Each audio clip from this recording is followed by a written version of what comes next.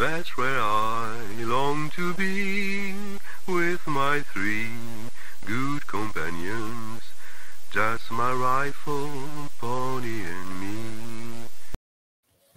Bonjour à toutes et à tous, ou bonsoir, ça dépendra de l'heure à laquelle vous allez découvrir cette nouvelle émission, cette nouvelle vidéo qui est consacrée aujourd'hui à un cinéaste américain très particulier qui a une carrière extraordinaire, exemplaire et qui, à l'époque, n'était pas forcément écouté à ce point-là. Et c'est Richard Fleischer. Et il y a deux parutions importantes éditées chez Marest Éditeur. D'ailleurs, j'en profite pour saluer Pierre-Julien Marest. Grâce à lui, nous avons pu concevoir cette émission. Il y a tout d'abord la biographie de Richard Fleischer, Survivre à Hollywood, pardon. Et aujourd'hui, il y a ce livre imposant, fondamental, extraordinaire, une espèce de Bible qui s'appelle tout simplement Richard Fleischer, une œuvre. Et ce sous-titre, une œuvre, a énormément d'importance, on va en parler. Et celui qui a commis cette on va pas dire cette faute, mais en tout cas, qui a réparé les dégâts, c'est Nicolas Tellop. Il est avec moi. Bonjour Nicolas Tellop, comment allez-vous? Bonjour, ça va et vous?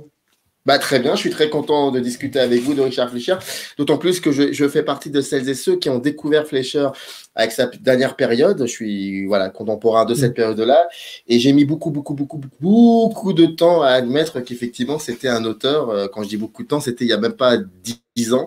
Donc je m'y suis retrouvé dans ce livre que vous avez écrit et je suis très content en tout cas de l'avoir lu et on va en parler. Je suis très content que vous ayez accepté cette interview. Merci beaucoup en tout cas. Merci à vous. Alors la bonne nouvelle, c'est que le bouquin est en rupture de stock, c'est ce que vous me disiez, donc il va être réédité en format poche. Et je sais pas quand est-ce que cette vidéo a été enregistrée le 9 juillet, donc elle sera publiée, je pense, d'ici 10 à 15 jours. C'est sûr et certain, la version poche sera disponible, en tout cas courant de l'été, fin de l'été, et il y aura un lien, bien évidemment, dans le descriptif de cette page YouTube. Comme ça, vous pourrez vous procurer ce roman. Oui, ça peut être considéré peut-être comme un roman, pardon. Le roman de sa vie. D'ailleurs, j'aimerais vous poser cette question. Il y a 2-3 questions très basiques au début de cet entretien, avant de commencer à parler de l'intériorité du livre. J'aurais voulu connaître, même si vous l'évoquiez plus ou moins dans le livre, mais j'aurais voulu savoir la première fois où vous êtes tombé devant un film de Richard Fleischer, c'était à quel âge? C'était quand exactement? C'était avec quel film? L'âge, je ne sais plus très bien. J'imagine que je devais avoir quelque chose comme 6 ans, même peut-être moins. C'était un morceau de film, c'était un morceau de Fleischer, parce qu'il y avait une émission à la télé qui s'appelait Disney Channel, je crois, et dont le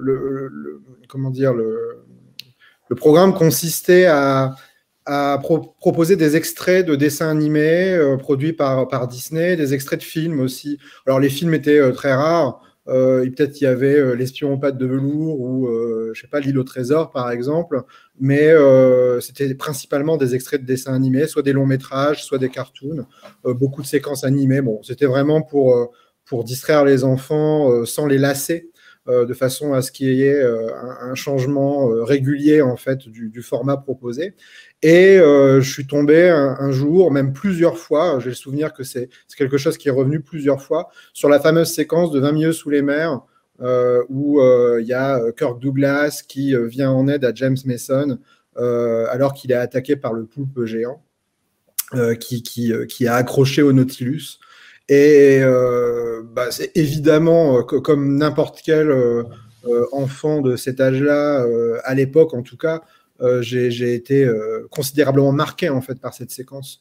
La noirceur, parce que c'est censé se passer plus ou moins, pas forcément de nuit, mais pendant une tempête, un ouragan presque. Donc l'éclairage était très différent en fait des autres séquences qu'on pouvait voir dans le programme, où c'était toujours très lumineux, très coloré, très très gentil, les petits oiseaux, patati patata. Et tandis que là, bon, c'était très très sombre, c'était violent. Parce qu'il y a la menace de la mort, un personnage qui est pris dans la tentacule du monstre. Il y a ce bec qu'on voit à plusieurs reprises qui s'apprête à vouloir avaler ou en tout cas blesser les personnages.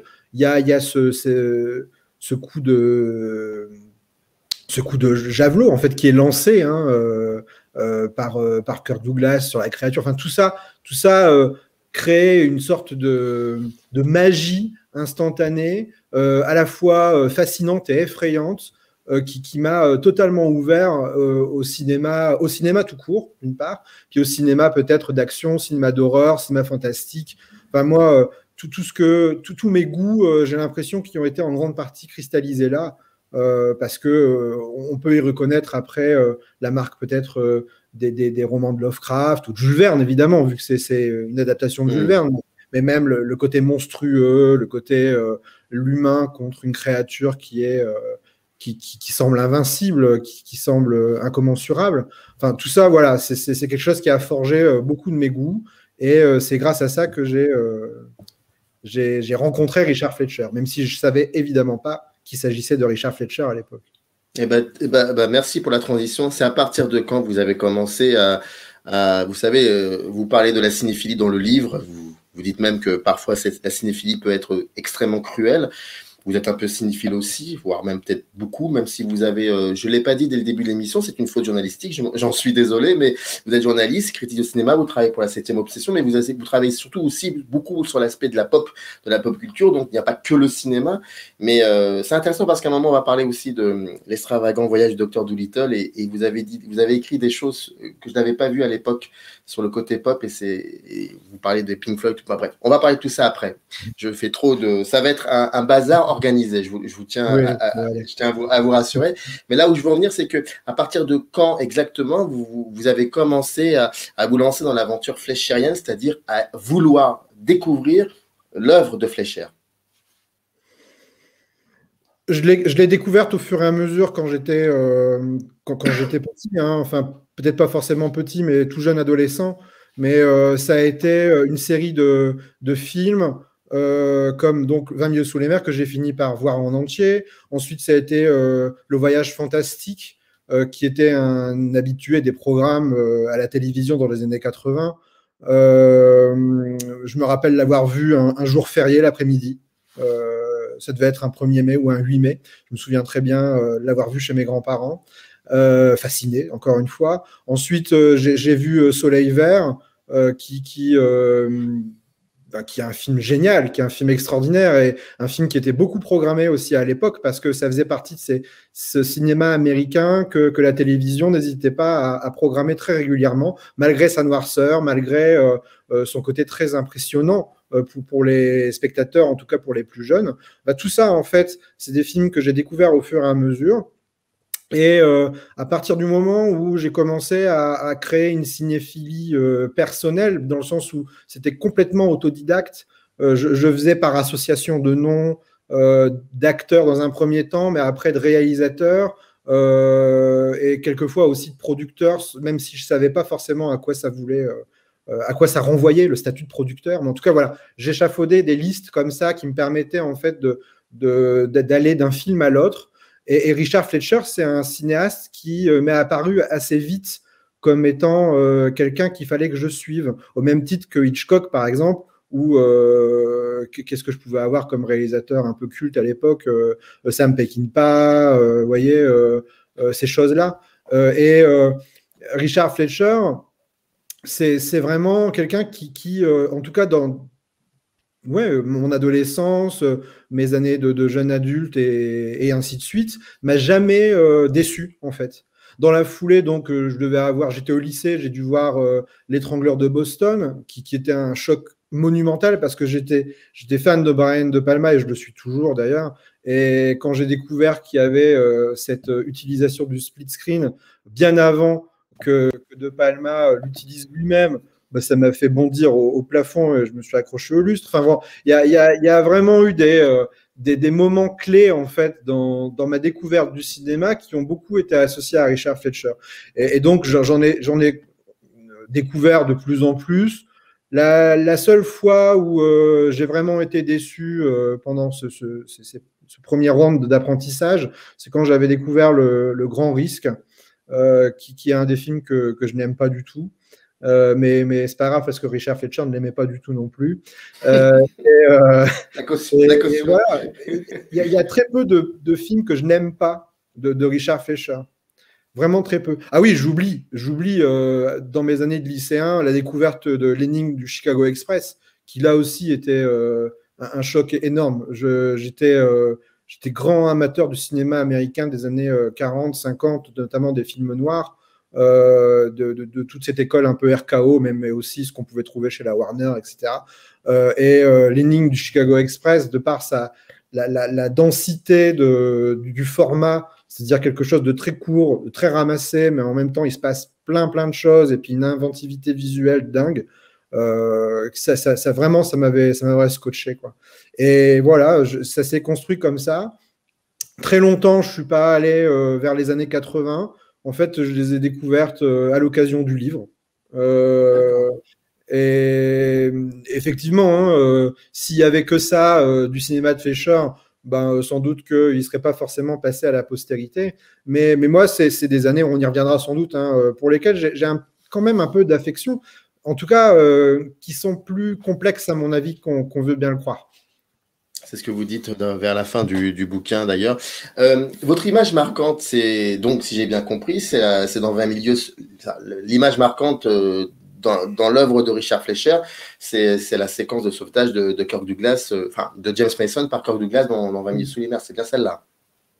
Oui, c'est mon image primitive, on va dire, ouais. Qu'elle soit à l'égard du cinéma de Fleischer ou du cinéma de manière générale.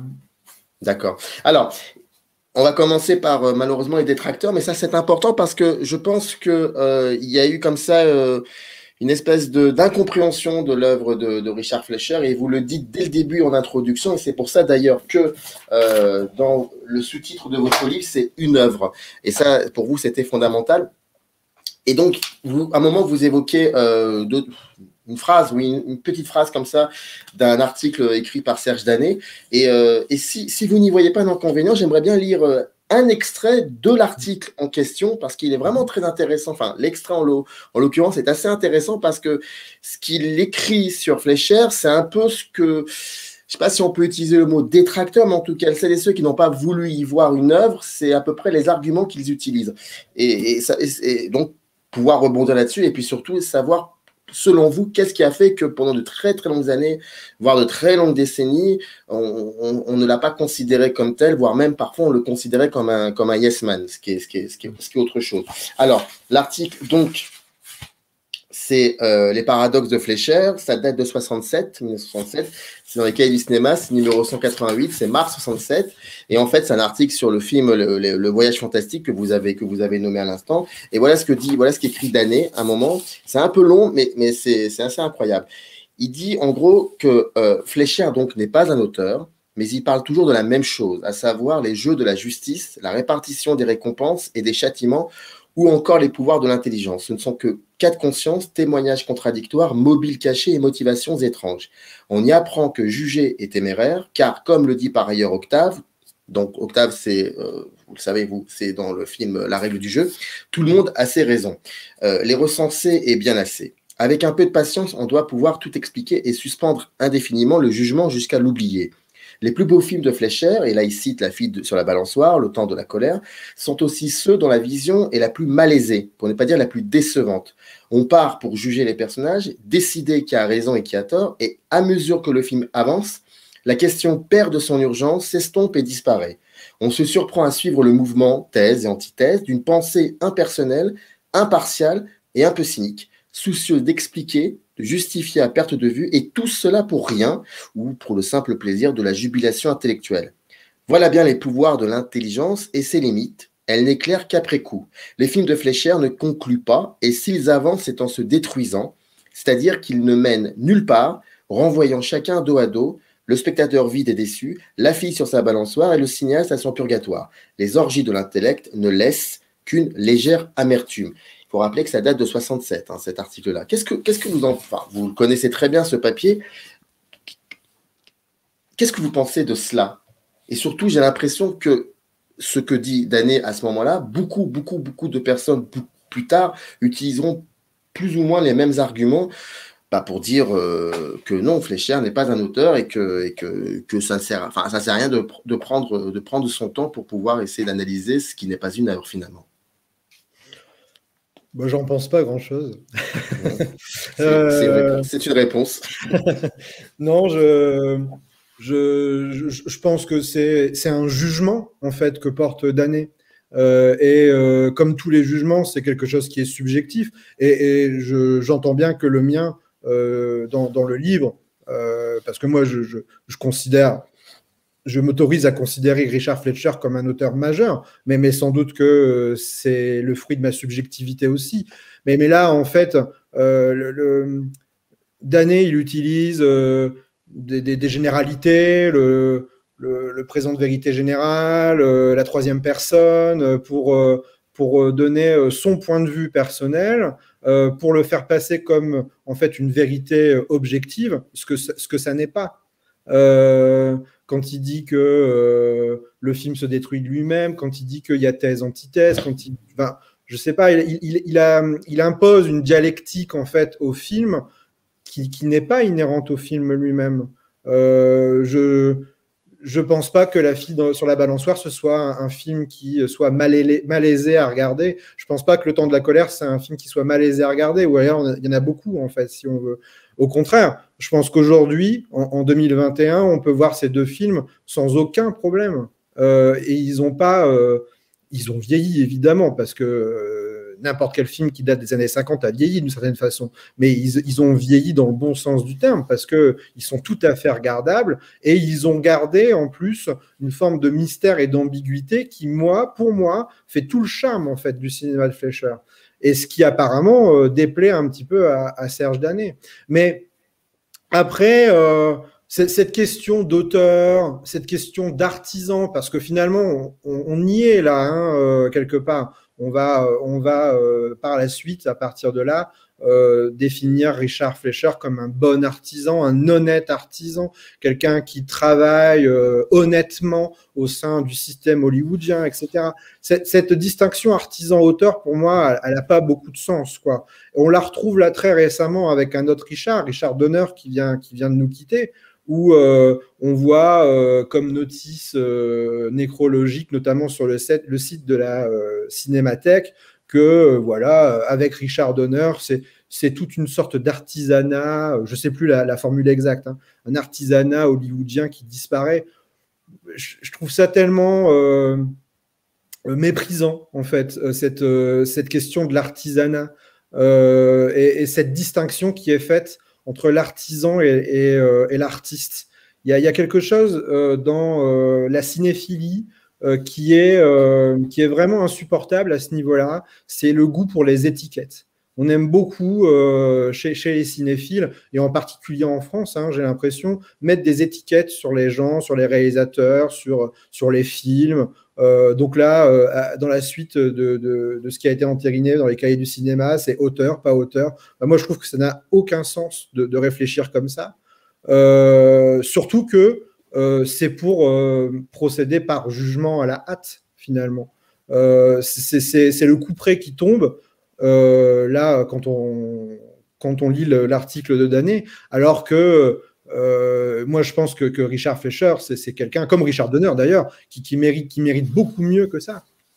Mais il y a une sorte de fatalité en France qui repose là-dessus. Il y a les auteurs, il y a ceux qui ne le sont pas. Il y a quelques bons films parmi les artisans, mais après, ça s'arrête là. Enfin, c'est ce qu'on appelle la critique. C'est pour ça que j'aime à ne pas me définir comme critique moi-même, parce que c'est pas du tout l'approche que j'ai. J'ai une approche qui est beaucoup plus viscérale que celle-là. Moi, j'aime ou j'aime pas, c'est sûr, mais je commence pas à procéder par jugement comme ça, qui sont excluants. En tout cas, les choses que j'aime pas, j'en parle pas, tout simplement. Je vais pas commencer à faire des grandes leçons de dissertation sur pourquoi il faut pas aimer tel ou tel réalisateur. Il y en a qui les aiment, bah, très bien, tant mieux pour eux. Moi, mes intérêts sont ailleurs. Mais il y a qu'au cinéma qu'on voit ça. On va pas parler d'artisans en littérature. On va pas parler d'artisans en musique. Et c'est ce goût de l'étiquette, c'est vraiment une sorte de mal qui ronge le milieu de la cinéphilie que moi, franchement, dans lequel je me reconnais pas du tout. C'est un peu comme si au sein de sa famille, on disait voilà, Moi, j'aime bien celui-là, j'aime pas celui-là. Celui-là, je lui mets 4 étoiles. Celui-là, je lui mets 2 étoiles. Ma cousine Germaine, c'est un plaisir coupable. Enfin, vous voyez, c'est invraisemblable. Quand on aime le cinéma, on l'aime ou on l'aime pas, mais on arrête de faire des leçons de morale constamment comme ça. Serge Danet, j'adore, hein. Je précise. Hein. Serge Danet, il dit des choses magnifiques. Surtout vous pouvez ne pas aimer aussi Serge Danet, hein, c'est pas grave. Hein.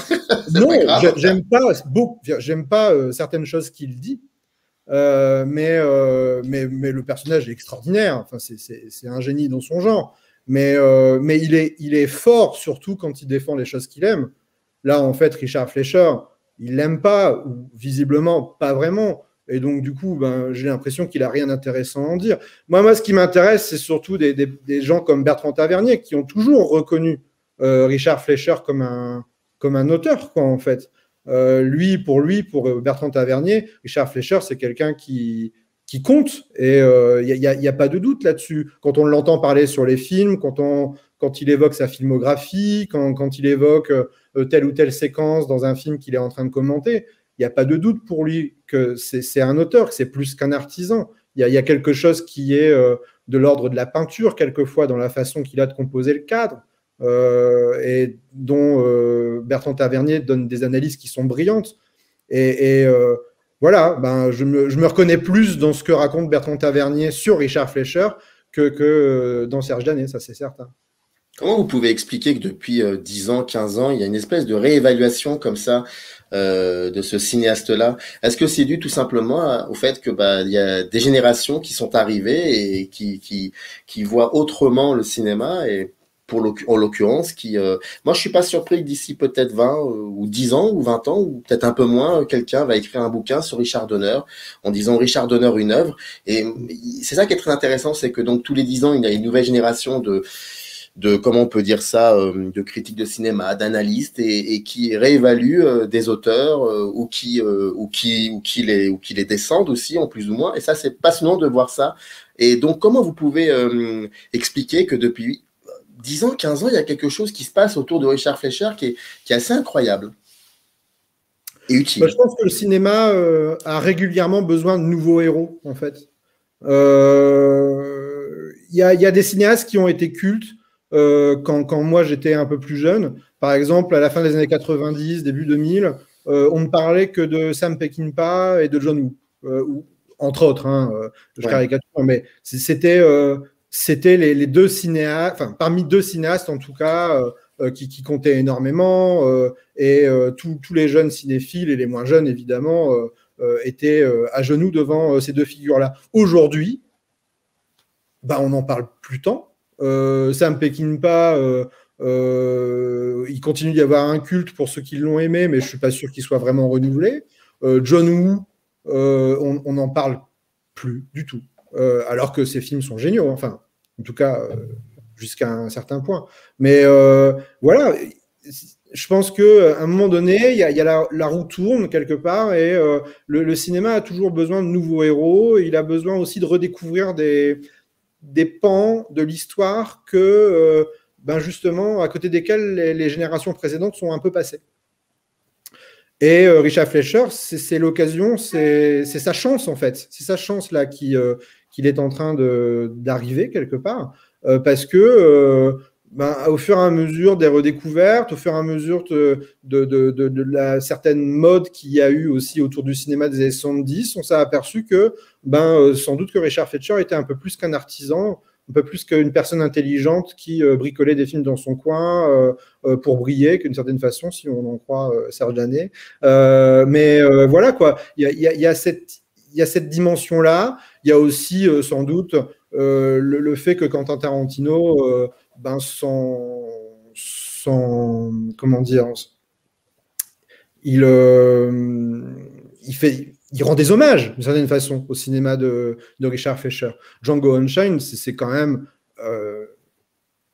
une sorte de réécriture quelque part de Mandigo, jusqu'à un certain point évidemment, mais il est certain que Quentin Tarantino a en tête Mandigo quand il fait Django Unchained.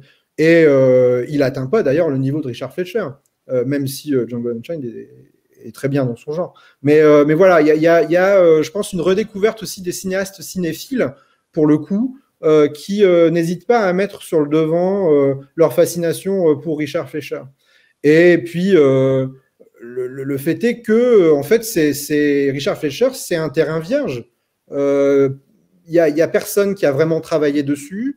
Il y a personne qui a essayé de faire redécouvrir l'entièreté de son travail. Souvent, c'est des morceaux.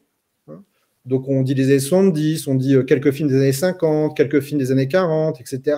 Mais il y a personne qui a vraiment auparavant pris à bras le corps l'idée de se dire que Richard Fleischer, c'est aussi un ensemble. Et peut-être que cet ensemble, justement, ces dernières années, il était en train de se reconstruire, de se rééchafauder, de façon à de façon à s'imposer quelque part comme un cinéaste majeur. Alors, Richard Fleischer, une œuvre, pardon, le bouquin fait un peu plus de 400 pages. Il y a à peu près 5 périodes dans la filmographie de Fleischer que vous étudiez, que vous analysez. C'est incroyable parce que pour chaque période, alors c'est superbement bien illustré, ça il faut absolument en parler. Il y a une iconographie incroyable. Il y a même en fait, ce ne sont pas des illustrations, pardon, ce sont vraiment des éléments de mise en scène avec le texte.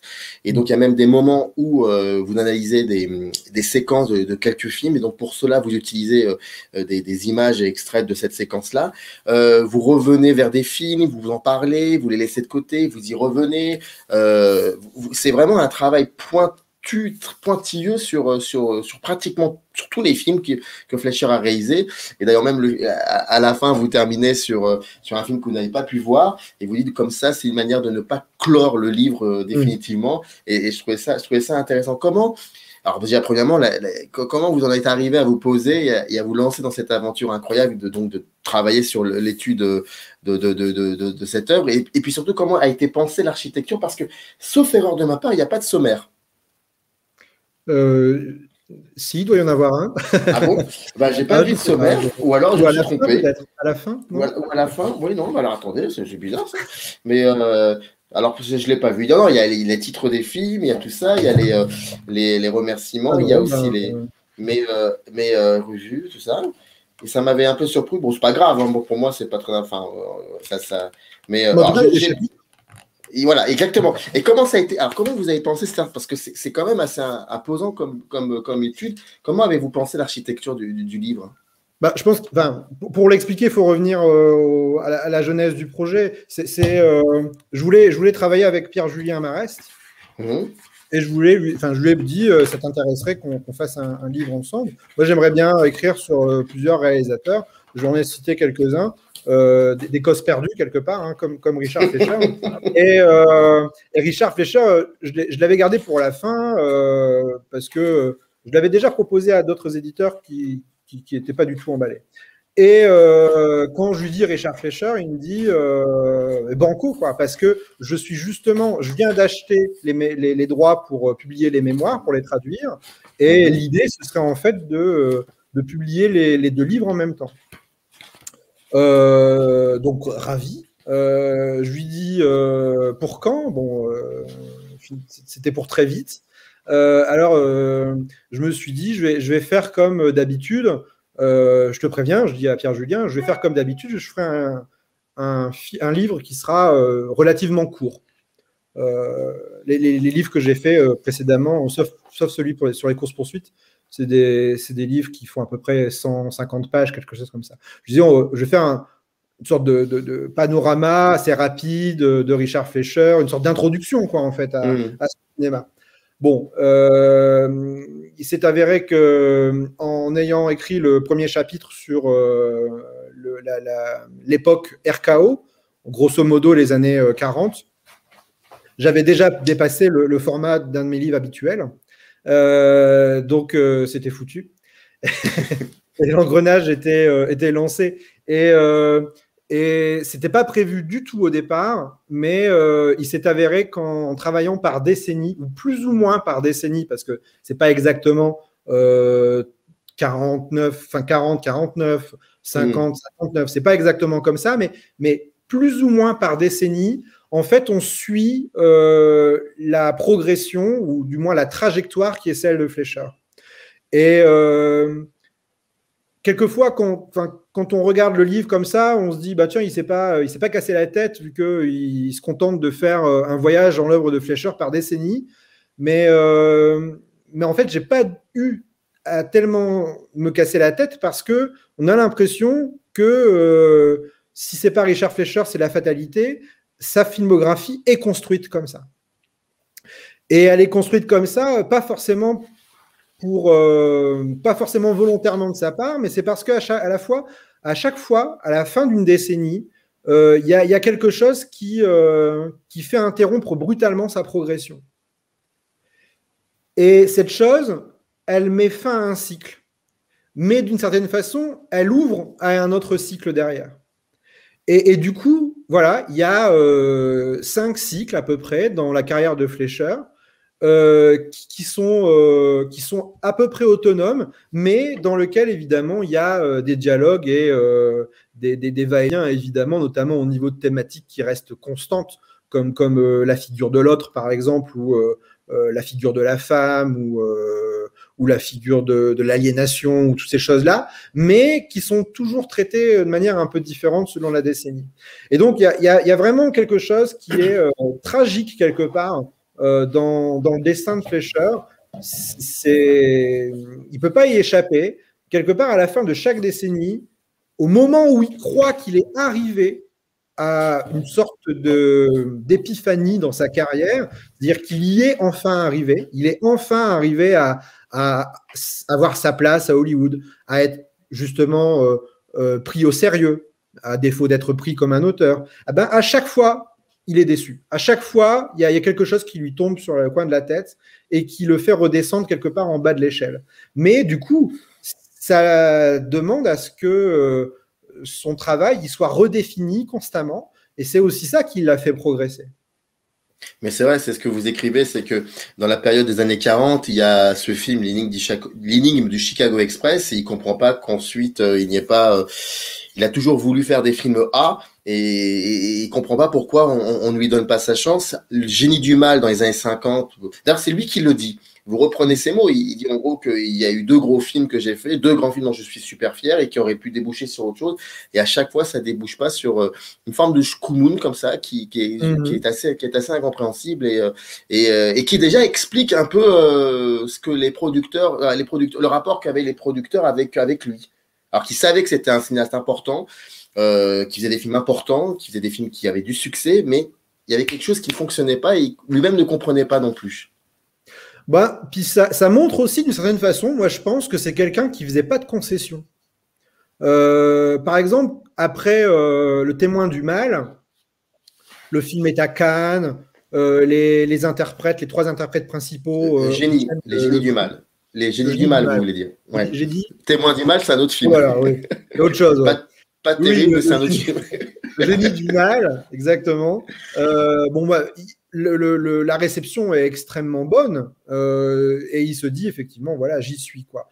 Et là, patatras, on lui propose un film avec John Wayne, ce qui en soi est une forme de reconnaissance parce que ne travaille pas n'importe qui avec John Wayne à l'époque.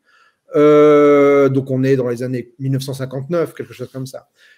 Et il s'aperçoit que le scénario, il n'y en a pas. Ça traîne, le scénario n'évolue pas. Lui-même essaie de s'y mettre, mais le scénario est tellement mauvais, il se passe tellement rien qu'il n'arrive pas à y donner du sens. Et donc il refuse en fait de faire le film. Sauf que on refuse pas de faire un film à Hollywood et on refuse pas de faire un film avec John Wayne. Et c'est ça qui va quelque part le blacklister d'une certaine façon dans le cinéma hollywoodien. Et c'est lui qui en est responsable. C'est pas comme si on l'avait rejeté, c'est pas comme si on l'avait pas pris au sérieux. Non, au contraire, on a voulu lui confier un film. On lui a fait confiance parce que le film, on savait très bien qu'il allait nulle part. Et on s'est dit que lui, Richard Fleischer, pouvait peut-être en faire quelque chose, sauf que lui, il n'a pas voulu se compromettre, même si c'était avec John Wayne, et donc il a refusé de jouer ce jeu-là. Et il savait très bien que voilà, ça lui fermait un petit peu la porte du studio dans lequel il était à l'époque, c'est-à-dire la Fox. Et c'est pour ça qu'il est parti en Europe, qu'il a suivi Daryl Zanuck qui lui-même s'était exilé pour faire sa propre maison de production en France, et qui a fait une série de films, enfin 2 films en France avec Juliette Gréco qui sont vraiment pas terribles, des films de crise, quoi, vraiment des films de crise. Mais après, il enchaîne avec Barabbas. Enfin, bref, tout va pour le mieux. Hein. Tout est bien, qui finit bien dans le meilleur des mondes. Mais voilà, je pense que cet épisode-là, il contredit tout ce qu'on pense sur Fleischer. C'est pas un yes man, c'est pas quelqu'un qui dit amen à tout le monde, c'est pas quelqu'un qui est le bras droit armé des studios. C'est quelqu'un qui ne fait un film que s'il y croit lui. Et là, il n'y croyait pas et il a claqué la porte. Et Dieu sait si ça a été douloureux pour lui parce qu'il avait construit sa vie de famille à Hollywood, il avait construit son réseau à la Fox, il avait tout construit. C'est la volonté de ne pas se compromettre, encore une fois, qui a fait que il a fait table rase, quoi. Et ça, c'est exemplaire. Il n'y en a pas beaucoup des cinéastes quand même comme ça. Henry Hathaway, lui, il va faire le film. Le Grand Sam, qui finalement était très rigolo. Et on voit bien qu'il ne savait pas comment le finir lui-même, parce que ça se termine sur une séance de bagarre extraordinaire, mais qui tourne à vide. Je veux dire, il y a une performance cinématographique burlesque qui est géniale, mais voilà, on voit bien que le film, il allait nulle part. On voit bien qu'il ne savait pas lui-même quoi en faire. Personne ne savait quoi en faire de ce film-là. Mais Richard Fleischer, lui, il n'a pas voulu se compromettre. Il était arrivé à un point de sa carrière où non, c'était pas possible pour lui. Et après, il est reparti à zéro. Mais ce qui est assez paradoxal, c'est que dans la dernière partie de sa filmographie, donc les années 80, enfin pratiquement les années 80, il finit par accepter beaucoup de films parce que des producteurs amis, c'est ce que vous écrivez, lui demandent et le supplient de venir pour réparer, quoi, pour réparer le film. Vous appelez ça une espèce de film doctor. Et vous évoquez à ce moment-là une émission, je crois que c'est Cinéma, où il est interviewé et il dit il répond pour quelle raison finalement il n'est pas un yes man à ce moment-là, mais il accepte finalement des films qui pour lui n'ont aucun sens, parce que par amitié pour le producteur. En 3e position, c'est parce que c'est pour l'argent. Mais en 2e position, il dit une chose importante. Il dit parce que j'aime bien qu'on me considère comme un héros. Je trouve ça très beau. Je trouve ça très très beau. Je trouve ça très beau. Très beau. Et c'est là qu'on voit que c'est pas une intelligence qui tourne à vide, comme le croit Serge Danet. Il y a une vraie sensibilité derrière. Il y a quelque chose qui est extrêmement poétique dans son parcours, dans ses films. Et même à la fin de sa vie, là, il fait quasiment plus de films au moment où il est interviewé. Et quand il raconte ça et qu'il dit j'aime qu'on me prenne pour un héros, j'aime me sentir comme un héros, je ne sais plus comment très bien le traduire, mais c'est extraordinaire, c'est merveilleux. C'est merveilleux parce que ça montre bien que le cinéma, c'est quelque chose d'important dans sa vie. Parce qu'on n'est pas un héros quand on fait quelque chose auquel on ne croit pas.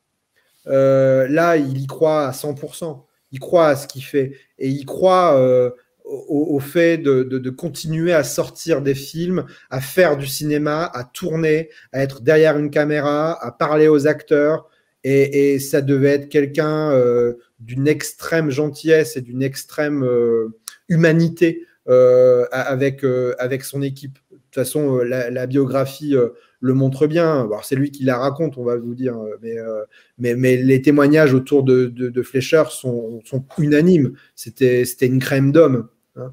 Arnold Schwarzenegger, avec qui il a tourné Conan le Destructeur, était fan de Richard Fleischer, plus fan encore de l'homme que de son réalisateur, quoi, si vous voulez. Et ça fait partie de ces films, effectivement, pour lesquels il a été un héros. C'est-à-dire qu'il est arrivé à la rescousse pour que ça évite la totale catastrophe.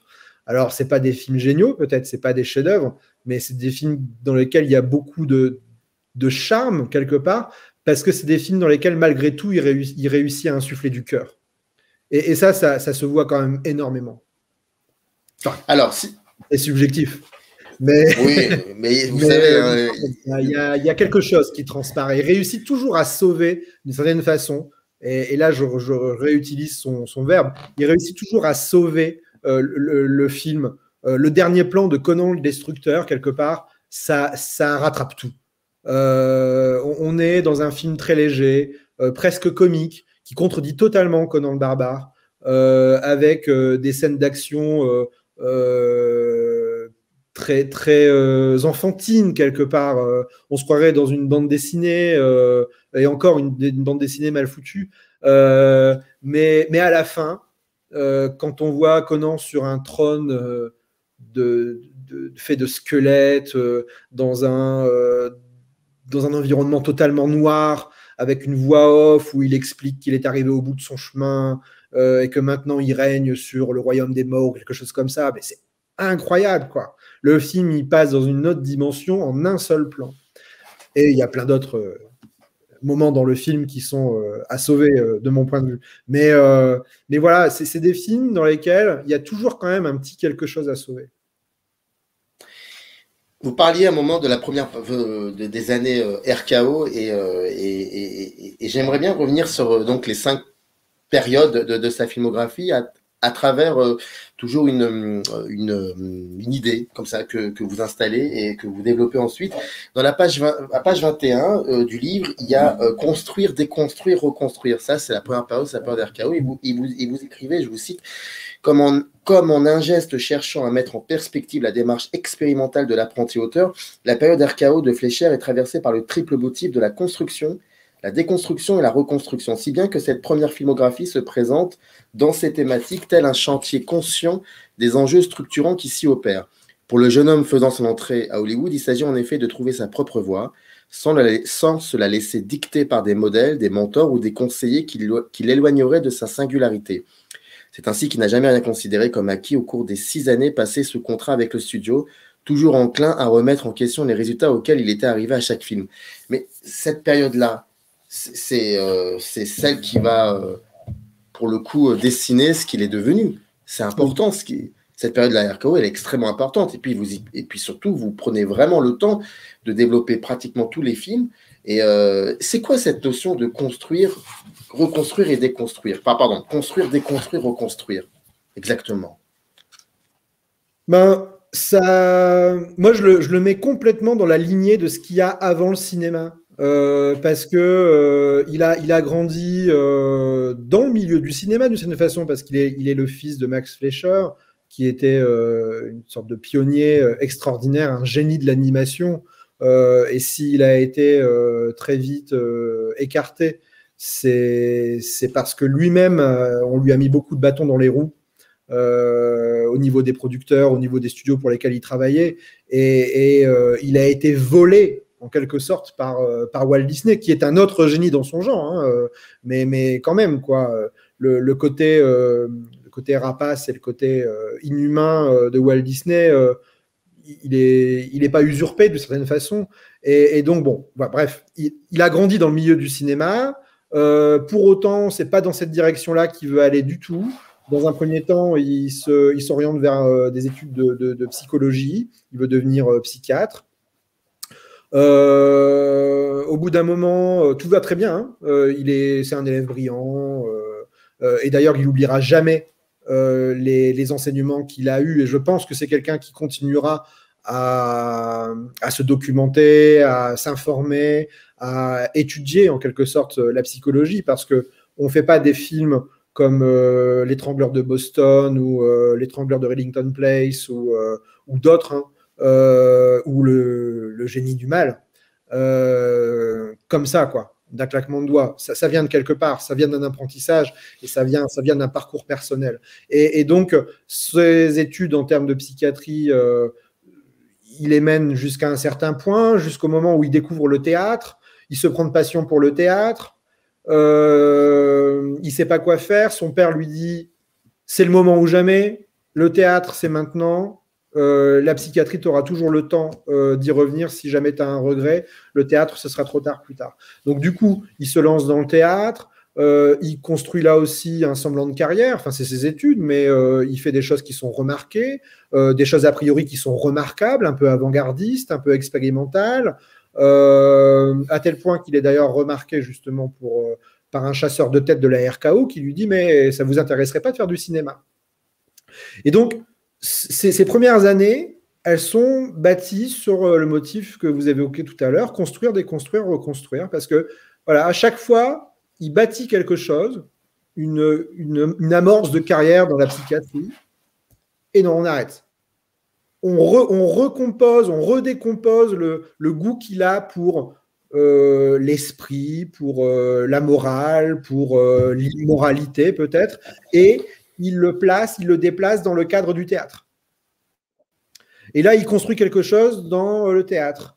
Et puis, il apprend qu'il pourrait faire quelque chose dans le cinéma. Et là, voilà, il déconstruit encore une fois tout ce qu'il a appris de sa technique sur le théâtre, le jeu des acteurs, le moment, la façon de déplacer sur scène. Et donc, il va le recomposer dans un format qui est beaucoup plus contraignant, qui est celui, en fait, du grand écran, avec le montage, avec la gestion de l'espace qui est très différent, avec la gestion du rythme qui est là aussi très, très complexe.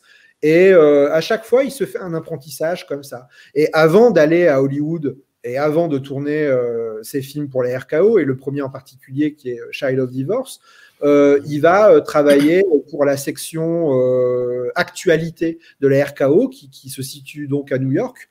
Lui, il est de toute façon originaire plutôt de la côte Est.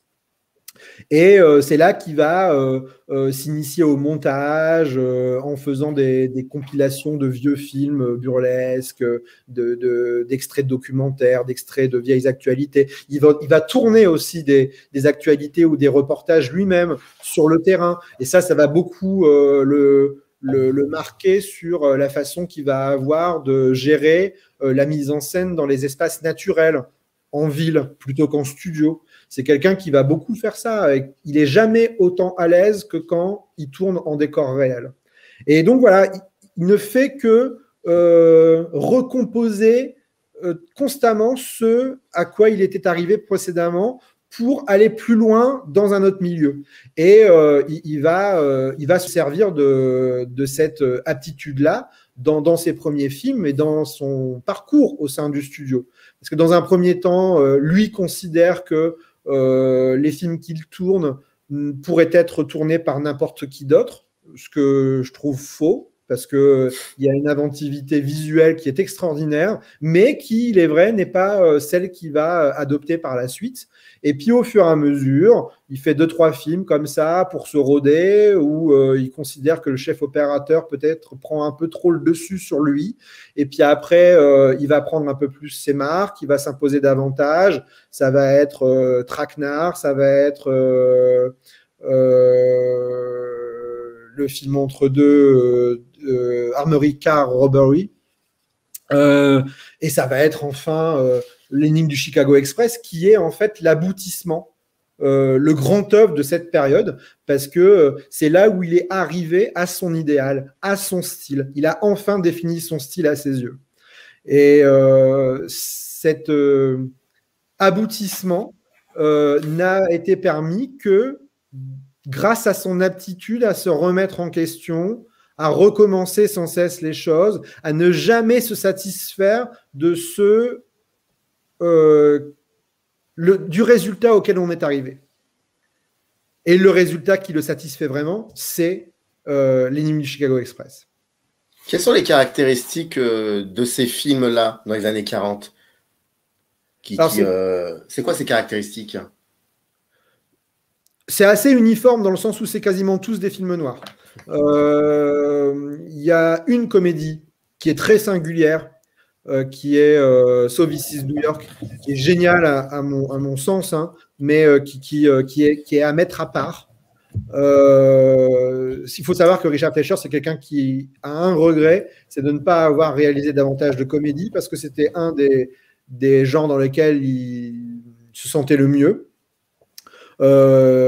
C'est étonnant quand on apprend ça, parce que c'est quand même un cinéaste dont la majorité des films est très sombre, très noire, très sérieuse, très grave quelque part.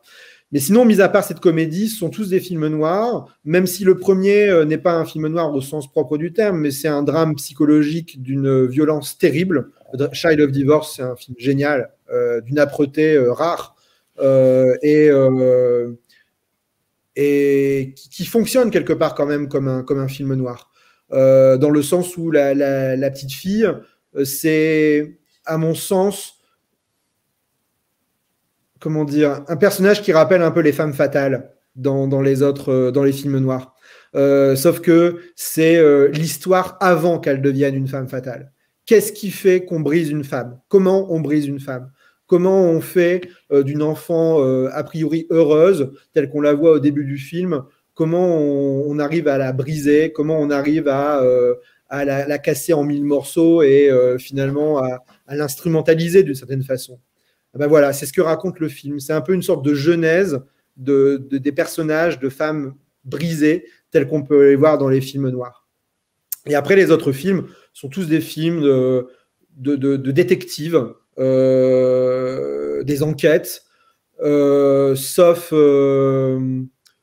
Armored Car Robbery, qui est un film de braquage, qui se concentre beaucoup plus du côté des méchants que du côté des gentils. Mais les autres sont beaucoup des films comme ça, qui sont tournés autour de l'enquête, autour de la volonté d'aller puiser dans la réalité sociale de l'époque, les racines du mal, quelque part. Alors, page 57, vous parlez de ça, vous dites, par rapport à la violence, si dans les premiers films de Fleischer, l'amour s'écrit sur un mode séditieux et sadomasochiste, un tel vocabulaire peut être élargi à toutes les relations humaines ainsi qu'au rapport au monde dans son ensemble. Dès Child of Divorce, une grande tension s'exerce du point de vue moral et émotionnel. C'est l'action d'une société prompte à brutaliser les individus qui ne se conforment pas aux modèles imposés. Et vous écrivez, toute la violence du cinéma de Fleischer reste associée à cette idée, y compris et surtout lorsqu'elle se manifeste physiquement. Elle y exprime la difficulté d'être au monde dans la civilisation américaine, comme s'il fallait éternellement se battre et se débattre pour trouver sa place, et la permanence à chaque récit du conflit avec l'autorité entérine cette vision. Les films de Fleischer, dans toute sa filmographie, est-ce qu'elles ont toujours dit la même chose de la société américaine? Oui, je pense, ouais. Ça va même de plus en plus loin, je pense. Je crois que c'est le chef opérateur des Vikings, dont le nom m'échappe, c'est un scandale. Je vais vous aider. Non, mais il n'y a que lui en plus, c'est le plus grand, hein, mais l'un des plus grands. Alors, non, mais c'est chef pas grave. opérateur anglais qui va faire une poignée de films, mais qui est reconnu pour son travail remarquable, quoi, plastiquement. Mais oui, bah oui, bien sûr, Jack Cardiff. Bah oui, bah oui, voilà. Bon, quelle honte. Bon, voilà. Jack Cardiff, je crois que c'est Jack Cardiff, il me semble, qui disait que Richard Fleischer, c'était sans doute le cinéaste américain le plus anti-américain qu'il ait jamais rencontré.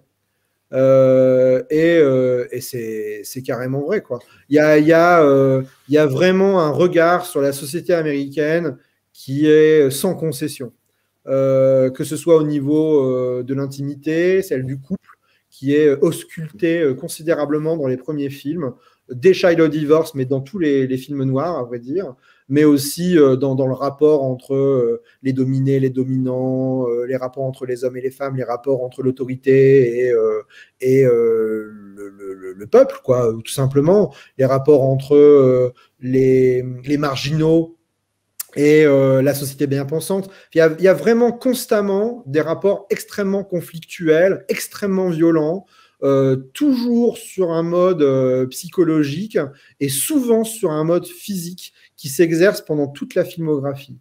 Et il y a vraiment, pour le coup, à mon sens, un commentaire sur la violence qui est celle de la société américaine, mais on pourrait élargir à la société occidentale. L'injonction permanente à la perfection, au bonheur, à une certaine,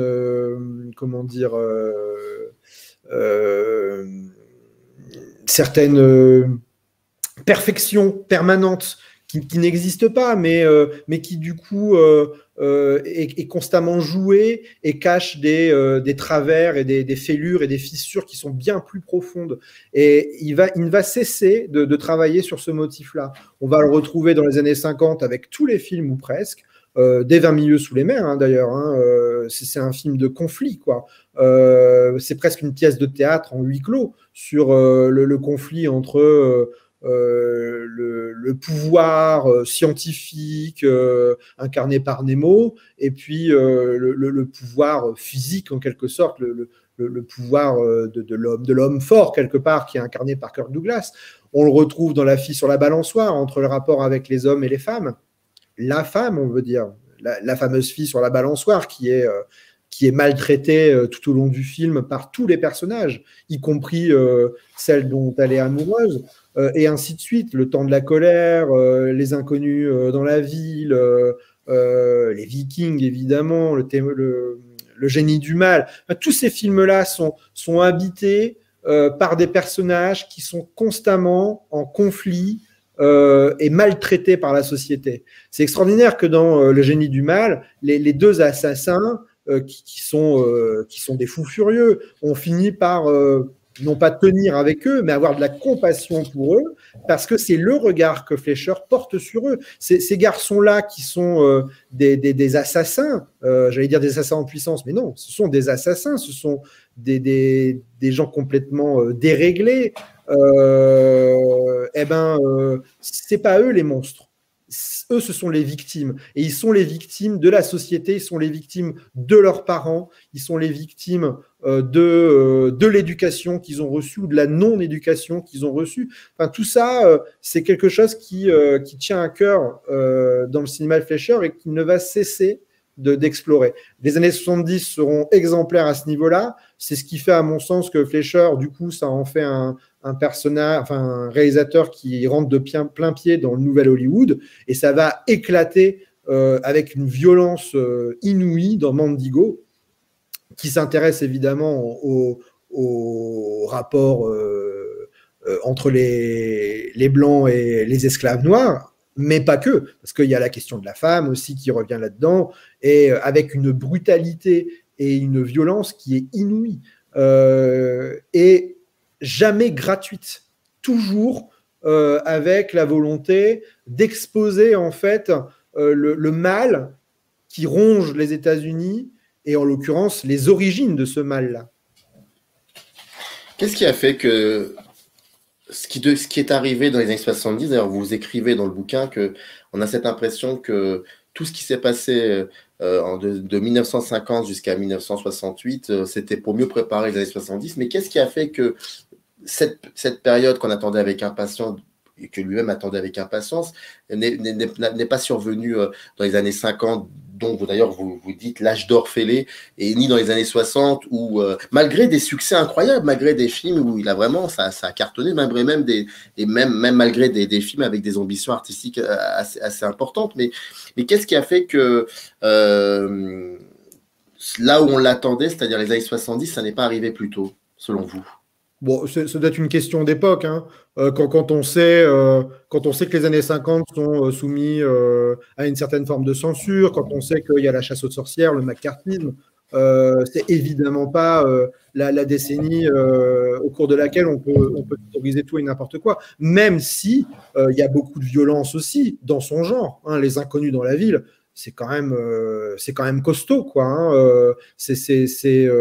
C'est violent en termes d'action physique, mais c'est surtout extrêmement violent tout au long du film en termes de rapport psychologique entre les personnages. C'est une sorte de mélodrame puissance 1000, quoi. Enfin, j'exagère peut-être, mais en tout cas, c'est vraiment assez brutal. Mais les années 50 n'étaient pas propices à ce genre de violence telle qu'elle va s'exercer dans les années 70. En tout cas dans une radicalité de propos à laquelle personne n'était prête. Samuel Fuller, par exemple, il va faire des films à la fin des années 60 et au début des années 70 qui vont bien plus loin que ce qu'il a fait auparavant. Et c'est pas qu'en fait c'est une question d'époque. C'est pas qu'il a évolué jusqu'au point où il peut faire ça, c'est qu'à l'époque on s'autorise enfin à faire des choses qui vont un peu plus loin. Et c'est très bien qu'auparavant on ne pouvait pas, parce que ça a donné lieu à une certaine forme d'inventivité qui permettait de pallier à ce genre de censure quelque part, hein, que s'imposaient les studios, mais qui était aussi imposé par le pouvoir politique.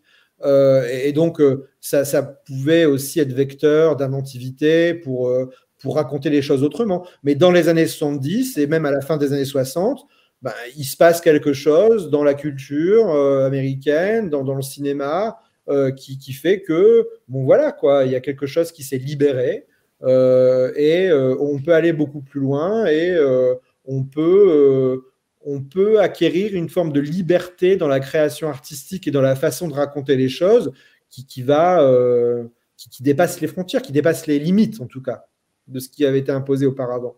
Samuel Peckinpah, c'est pareil. Ce qui fait entre le début des années 60 et la fin des années 60, ça n'a rien à voir. Il explose au moment où, justement, la culture, les studios se voient autorisés à exploser. Page 274, vous écrivez « Les ruines de l'Amérique ». Durant ces quelques années, conformément à une des ambitions du nouvel Hollywood, chaque film de Richard Fleischer est l'occasion d'interroger les failles des USA, donc les États-Unis d'Amérique, parfois implicitement, la plupart du temps explicitement. Dans tous les cas, beaucoup plus franchement qu'il ne l'avait fait dans les années 50. S'il usait alors d'une violence suggestive et d'une introspection psychologique, tout en demi-teinte et touche impressionniste, la désinhibition des années 70 lui permet d'affronter les démons de l'Amérique avec une virulence renouvelée. C'est impressionnant le nombre de chefs-d'œuvre, on peut dire ça comme ça, qu'il aligne durant cette 4e période, avec comme apothéose Mondigo, qui est un film qui a été qui est redécouvert là depuis quelques années et qui est juste, comme vous l'avez dit, incroyable. On peut penser à des choses incroyables, il faut les oublier parce qu'elles sont encore plus incroyables que ce que je pense. Enfin voilà, vous êtes d'accord avec moi surtout. Oui. Il y a des séquences. On arrive, et d'ailleurs, à l'époque, on lui a reproché même d'être raciste. Et dans le livre, vous évoquez cette bêtise et cette maladresse-là. J'avais envie que vous reveniez sur ce film-là, Mondigo. On a tendance à parler beaucoup de l'étrangleur de Boston, avec cette fameuse séquence extraordinaire, dilatée, où l'on voit la confrontation entre Henry Fonda et Tony Curtis vers la fin, qui est impressionnante, la mise en scène, comment il est épuré, le split screen. On parle aussi pas tant que ça, mais c'est bien dommage, de l'étrangleur de Rillington, avec Richard Attenborough, qui est extraordinaire dans ce film. Et puis il y a aussi moi je connais le titre anglais, les nouveaux centurions, c'est les filles dans Pas la nuit, tout ça. Mais j'avais vraiment envie, alors tous ces films que je viens d'évoquer, vous les retrouvez dans le livre, passionnément analysé, mais j'avais très envie que vous parliez un peu de Mondigo, qui peut être représentatif un peu aussi de cette manière qu'il a de questionner ces ruines de l'Amérique, cette société américaine qui s'est construite sur la violence. Et ça, il le dit, il le fait, et il le filme frontalement. Et ça, Mondigo, je pense que c'est assez représentatif de ça. J'aurais bien voulu que vous en parliez un petit peu de ce film incroyable. Il faut le voir. Ouais. C'est vrai qu'il faut le voir pour le croire, hein, c'est ce que vous disiez tout à l'heure, mais oui, c'est ça. C'est la première chose qu'il faut savoir sur Mondigo, c'est ça, c'est qu'il faut le voir. Parce qu'il n'y a pas d'autres films, à mon sens, il n'y a pas d'autres films qui traitent aussi bien de l'horreur de l'esclavage. En fait. Tous les films récents qui ont pour vocation d'explorer ce sujet, finalement tombe dans un académisme totalement plat ou dans le délire un peu pop comme Tarantino, mais c'est l'exception. La plupart, c'est de l'académisme très pontifiant. Là, la force de Fleischer, c'est qu'il est jamais pontifiant. C'est-à-dire que il reste... il reste neutre finalement dans sa mise en scène parce que il fait en sorte de ne pas juger vraiment ces personnages, d'être toujours dans une certaine forme de distance avec eux. Et c'est ce qui fait que finalement, on ne sait jamais très bien qui sont les bons et les gentils, les bons et les méchants, pardon. On ne sait jamais très bien où sont les bons et les méchants dans le film. Il y en a qui sont très méchants, c'est des ordures, ça c'est très net, mais c'est des personnages qui ne sont pas très importants.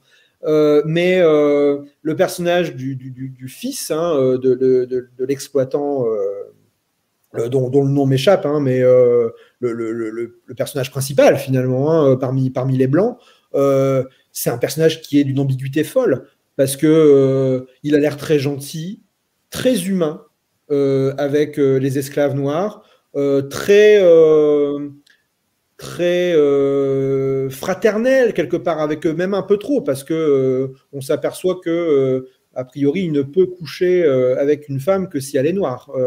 C'est un peu la leçon qu'on peut tirer de son parcours amoureux, en tout cas dans le film. Bref, il y a déjà là une ambiguïté. Hein, apparemment, il ne peut avoir de relation avec une femme que s'il la domine de par son statut de maître. Hein, même s'il n'abuse jamais de ce statut. Mais bref, globalement, c'est quelqu'un qui est assez humain avec ses esclaves, et puis la fin le révèle être un monstre en puissance. Et donc là, dans cette ambiguïté, dans le jeu constant qu'il y a sur les différentes nuances qu'on peut avoir sur un personnage, ça c'est la marque de Fleischer. Et toute la mise en scène autour de la maison, de la propriété de la plantation est extraordinaire parce que c'est souvent filmé très près du sol. Il y a donc une pesanteur constante dans le film associée à une forme de moiteur qui est évidemment inhérente aux Sud-Américains, qui fait que c'est un film malsain constamment. Et surtout, vous parliez de ruines tout à l'heure, mais c'est exactement ça. Les ruines sont permanentes dans le film. La propriété elle-même est une ruine, et ça c'est assez extraordinaire parce que on aurait pu croire que l'action se passant, je ne sais plus très bien, en 1860 et quelques, on aurait été dans une sorte de maison coloniale propre aux Sud-Américains, flambant neuve. Pas du tout. C'est une ruine, cette maison. Elle est dégueulasse. Elle est plus blanche du tout. Elle est plutôt grisâtre. Les volets sont constamment fermés. La peinture s'écaille de partout. Le jardin aux alentours, mais c'est même pas un jardin, c'est un truc en friche avec une petite forêt pas loin, laissée à l'abandon, dans laquelle vivent les esclaves un petit peu en autonomie dans des cases, dans des cabanes. Et on a l'impression que Richard Fleischer, il tourne le film un peu à la façon d'un film de fantôme, un film de maison hantée. C'est un peu comme si, en fait, il prenait comme décor la maison telle qu'elle peut exister aujourd'hui, telle qu'elle pourrait exister à l'époque, en 1976, et il y met en scène ce qui se passait un siècle plus tôt, mais sans, en fait, restaurer la splendeur qui est celle des lieux. Et donc, ça en fait presque, à mon sens, un film fantastique. Ça, déjà, qui fait qu'on arrive dans une dimension qui est tout à fait différente. C'est un film qui participe d'une ambiance surnaturelle, qui est totalement lié en fait au genre qu'on appelle celui du gothique américain. Le gothique américain, c'est un genre littéraire à la base où on utilise en fait les codes qui sont ceux du gothique britannique, sauf qu'on les transpose en Amérique, et particulièrement donc dans l'Amérique du Sud, celle des aristocrates, celle qui est rongée par les petits secrets, celle qui est rongée par les souvenirs, d'une part du massacre des Indiens, d'autre part de l'exploitation des Noirs. Bref, un rapport très conflictuel à l'autre, un rapport de haine, un rapport d'horreur, de peur, de souffrance. Et tout ça est constamment infusé dans Mandingo. Et ça en fait un film d'un pur gothique. C'est un équivalent extrêmement sérieux, sans effet de manche, sans effet spectaculaire de ce que pourraient faire, par exemple, les films de la Hammer de leur côté avec les vampires et Frankenstein, etc. Sauf que, voilà, non. Les monstres ici, ce sont des êtres humains. Ce sont des blancs, quelquefois aussi des noirs, rarement quand même, mais quelquefois. Qui traitent leurs semblables comme des déchets, comme des instruments, comme des objets, comme de la marchandise aussi. Et il y a vraiment, voilà, dans ce film, une ambiance comme ça, très lourde, très malsaine, à la lisière du fantastique, qui fait que c'est un film qui ressemble à aucun autre. Et la ruine qui est celle de la propriété, elle contamine tous les personnages blancs qui sont eux-mêmes des ruines. James Mason, là-dedans, c'est un personnage qui est à moitié infirme, qui est rongé par des problèmes d'articulation, etc., qui souffre énormément. Son fils, qui a été victime d'un accident de cheval quand il était petit, boite. Et toute cette filiation du côté des maîtres blancs est malade, en quelque sorte. Elle est rongée comme une sorte de souche pourrie, quoi, en quelque sorte. Et ces gens-là sont des ruines humaines. C'est comme ça, en fait, qu'ils représentent les Blancs dans le film. Et qui représentent quelque part, d'une certaine façon, si on élargit, la société américaine. La société américaine, si, en tout cas, la société dominante, blanche, bien éduquée, presque de lignage aristocratique, en tout cas bourgeoise, elle est issue de là, elle vient de là, et elle est tout aussi pourrie. Elle est tout aussi claudicante, branlante, ébranlée, prête à s'effondrer, quoi, en quelque sorte. Dernière question. C'est l'une des forces de ce film. Mais c'est la dramaturgie dans son ensemble qui est extraordinaire. Dernière question avant de vous libérer. Est-ce qu'aujourd'hui, en 2021, selon vous, comme ça, il y aurait, on pourrait trouver des influences de la filmographie de Fletcher chez d'autres cinéastes, des inspirations chez d'autres cinéastes? Bah, il y en a pas mal qui s'en revendiquent. Tarantino, je sais qu'il le cite beaucoup. Mais bizarrement, je pense que là où on peut le retrouver, en particulier, je veux dire, c'est chez un cinéaste japonais qui est fan de Fleischer et qui le cite dès qu'il le peut, c'est Kiyoshi Kurosawa. Et je pense que si on creuse un peu, il y a quelque chose qui est vraiment lié à Fleischer chez lui et qui révèle un petit peu le goût pour ce que Fleischer n'a jamais vraiment abordé frontalement, mais qui est, à mon avis, inhérent à sa filmographie, quelque chose de quasi fantastique. Ces personnages sont toujours un petit peu à la lisière du fantomatique et du spectral, ces atmosphères aussi. Et je pense que c'est un des trucs qui a pu pas mal marquer Kiyoshi Kurosawa, et notamment aussi sa façon de gérer un petit peu l'horreur et de gérer le cadre et les apparitions des personnages. Et ça, c'est quelque chose qui est très, très, très travaillé chez Fleischer.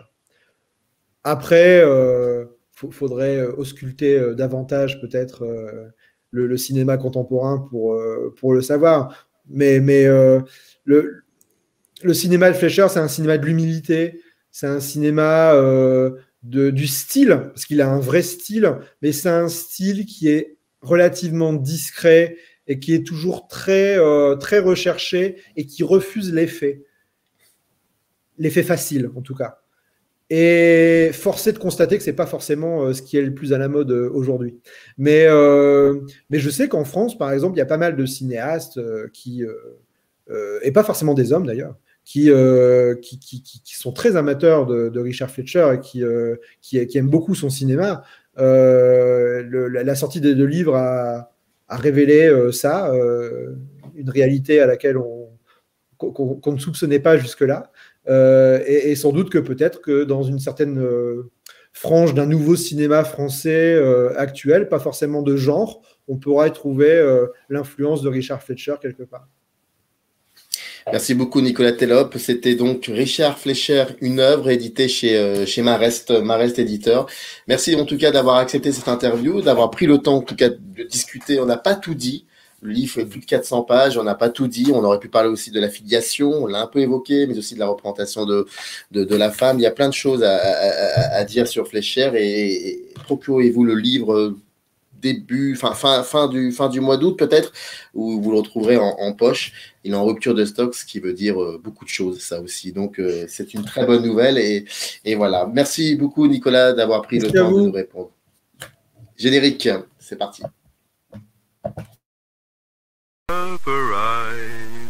In the canyon, that's where I long to be, with my 3 good companions, just my rifle, pony and me.